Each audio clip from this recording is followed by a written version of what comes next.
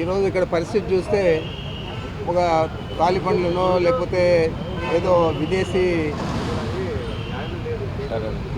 టెర్రరిస్టులు ఎవరైతే ఉంటారో వారిని ట్రీట్ చేసే విధంగా ఇక్కడ పరిస్థితులు ఉన్నాయి.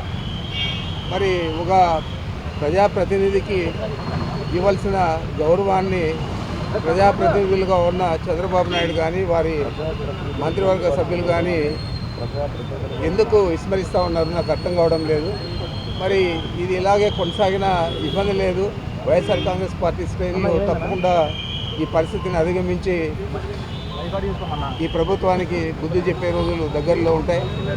మరి నేను ఒకటే చెప్తా ఉన్నాను, ఒక ప్రజాప్రతినిధులకు న్యాయపరంగా ఇవ్వాల్సిన సౌకర్యాలన్నీ కూడా ఇవ్వాలన్నా పని లేదా?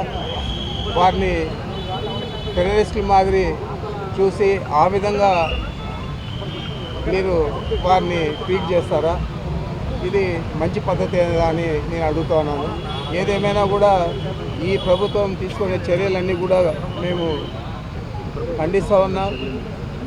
మీరు చేసే ఈ తప్పుడు విధానాలు రాబోయే రోజుల్లో ఇది ఒక అలవాటుగా మిగతా ప్రభుత్వాలకు కూడా మారకూడదని చెప్పి నేను తెలియజేస్తా ఉన్నా.